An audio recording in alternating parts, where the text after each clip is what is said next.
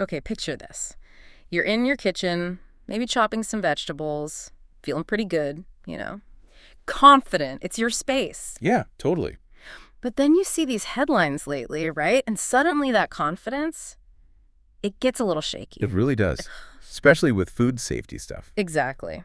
So today we're diving deep into this huge egg recall, the Salmonella one. And maybe more importantly, what it tells us about keeping our own kitchens safe from these invisible bugs. Right, the pathogens you can't see. You shared some really crucial sources, and our mission today is basically to unpack all that, pull out the key stuff so you know how to protect your family. And it's important to remember this didn't just pop up out of nowhere. No. No, we've seen, the sources point to a pattern. You had cucumbers recalled, tomatoes before that. Oh, yeah, I remember the cucumber thing. That was big. Right.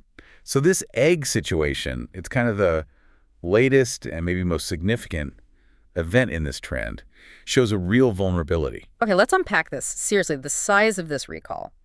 Over 1.7 million dozen eggs. It's staggering. Over 20 million individual eggs. Just wrap your head around that. Yeah, it's huge. A massive public health concern, obviously. And the specific bug here is Salmonella enteritidis. Right. Salmonella enteritidis. The sources link it directly to one place. August Egg Company's facility in Hillmar, California. Okay. And these eggs were out there for a while, distributed between February and May this year. Wow. And the best buy dates go all the way into May 2025. So that window of potential exposure is really, really wide. And people are getting sick. That's the awful part. The sources say 79 people so far. At least 79 confirmed cases, yeah. Across 9 states, California, Nevada, Washington, Arizona, Wyoming, New Mexico, Nebraska, Indiana, and Illinois. Wow, widespread. And 21 of those people needed hospital care, seriously ill, and officials are worried those numbers might still go up. That's terrible. And these weren't just like niche market eggs. No. Major retailers. Walmart, Safeway, Ralph's, places people shop every day. So how would you even know if you had them? Are there codes or something? Yes, specific identifiers. Yeah. You're looking for plant codes P6562 or CA533 on the carton. Okay. And Julian dates between 032 and 126. Both need to match. Got it. And if someone did eat them, what happens? Well, the typical symptoms are nasty. Diarrhea, fever, bad stomach cramps. Usually it's you anywhere from, say, 6 hours to maybe 72 hours after eating the contaminated food. And it can last 4 days, maybe even a week. And the hospitalization, that's from dehydration mostly. Mostly, yeah. Severe dehydration can be really dangerous, especially for certain groups. It's a serious risk. So what did the company do? August Egg Company? They did act. Yeah. They voluntarily stopped selling shell eggs from that facility. Okay. And diverted the remaining eggs to be pasteurized, which kills the salmonella. But, and this is a really key point in the sources, that action came after millions of potentially contaminated eggs were already out there. In stores, in people's homes. So reactive, not proactive. Exactly. The system reacted after the risk was already widespread. That's a critical point. So we've talked about the recall itself, but what happens next? Let's say you find these eggs, you toss them out, you're done, right? Well, not necessarily. And that's where this idea of cross-contamination comes in. It's kind of the hidden danger. Right. So what does that mean for your kitchen after the bad food is gone? It means the risk might still be lingering. Health officials, like the CDC, they're really clear on this. What do they say? Their guidance is basically you have to wash and sanitize anything, surfaces, containers, utensils, anything that might have touched those recalled eggs. Hot, soapy water helps, or use a dishwasher if possible. And it's because this particular salmonella, it's tough. It sticks around. It really is. Salmonella enteritidis is surprisingly hardy. Yeah. It can survive on your countertops, your cutting board, even utensils for quite a while. Huh. Longer than you'd think. Definitely. So it creates this ongoing risk even after the eggs are long gone. It really makes you rethink what clean actually means, doesn't it? Yeah, it does. So how does it spread? Like, just touching the carton? It can be that simple. Or think about a tiny crack in an eggshell you didn't notice. Oh, right. Or maybe a little splash when you're cracking eggs for scrambled eggs. Happens all the time. That tiny bit of liquid, or just handling the carton itself, can transfer bacteria onto your counter, your hands, a knife. And then you touch something else. Exactly. And the bacteria can multiply on those surfaces. So your clean counter isn't so clean anymore. It's like leaving little invisible traps for the next thing you cook. Okay, that's slightly terrifying.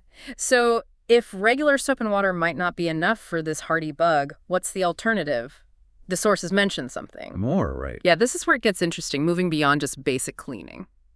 Here's where it gets really interesting. Yeah, lay it on us. The sources talk about more advanced disinfection, specifically solutions using hypochlorous acid, HOCl. HOCl. Okay. And one product highlighted quite a bit in the material you sent over is Danolyte disinfectant. Danolyte, got it. What's key is that it's EPA-registered. That means it's been tested and proven to work against Salmonella, including the specific strain we're dealing with here, Salmonella enteritidis. Okay, EPA-registered is important. So the science. How does this HOCl stuff actually work? You said it kills 99.9% of germs. Pretty much, yeah. Hypochlorous acid is actually something our own bodies produce, believe it or not. Our immune cells use it to fight infection. Really? Huh. Yeah. So when it's manufactured into a disinfectant solution, it's incredibly powerful and acts fast. It basically works by disrupting the outer layers, the cell walls of bacteria, viruses, fungi. Sort of punches holes in them? Kind of, yeah. It effectively neutralizes them very quickly. And why solutions like Danolyte are so useful here in this egg situation is they kill the pathogens right where that cross-contamination happens. Your counters, cutting boards, the sink, prep areas. All those places we just talked about. Exactly. Those spots where soap and water might miss some bacteria, letting that cycle continue. And the EPA registration means it's been proven against this specific Salmonella. Yes, that's the assurance. It's not just a general cleaner. It's verified to kill specific pathogens listed on its label. That's a big step up from just hoping soap and water did the job. Okay, so let's paint that picture again. You find the recalled eggs.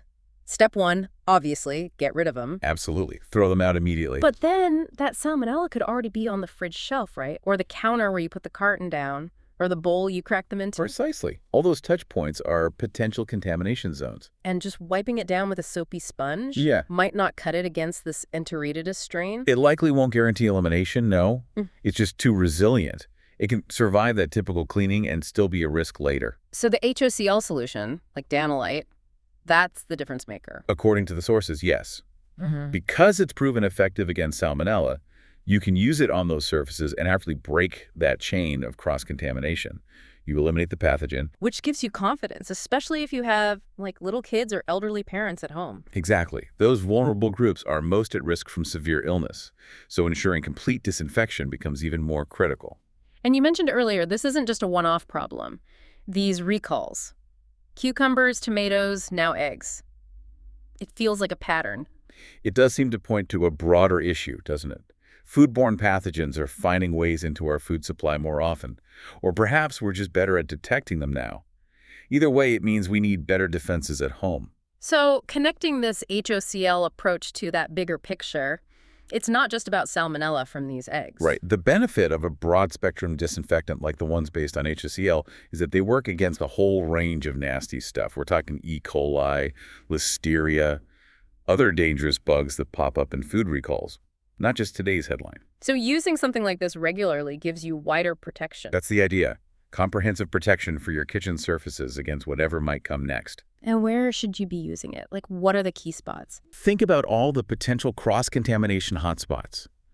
Definitely refrigerator shelves and drawers. Makes sense. Sink surfaces, for sure. Yeah. Cutting boards and any utensils that touch raw food. Yeah. All your main counter surfaces. Okay. And even things like cabinet handles or drawer pulls, stuff you touch while you're cooking. Right. You don't even think about those sometimes. So it's like a full perimeter defense. Pretty much, yeah. Yeah. Against these invisible threats. You also mentioned something interesting, that this isn't just like a stronger version of a household cleaner. It's tech used by pros. Yeah, the sources emphasize that. This HOCl technology isn't new. It's trusted in places where hygiene is absolutely critical, like restaurants and hospitals. So professional grade stuff for your home kitchen. Essentially, yes. Yeah. Bringing that level of disinfection, which used to be mainly industrial or healthcare, into the home environment. Is it complicated to use? Like, do you need special gear? No, that's the other key point. The application is pretty straightforward, but you follow the science. It's usually a simple protocol. First, clean the surface. Get rid of any visible dirt or food bits. Okay, standard cleaning first. Right. Then you apply the HOCl solution like Danolyte, making sure you wet the surface properly, following the label. Let it sit for a bit. Exactly. You need to allow the proper contact time. That's crucial for the disinfectant to actually kill the pathogens. The label tells you how long. Got it. Then just wipe it up. You can let it air dry or wipe it with a clean cloth. But that simple process delivers that hospital-grade disinfection we talked about. That's the level of protection these events really call for, isn't it? It seems that way, yes. Let's talk about the cost of not doing this, maybe.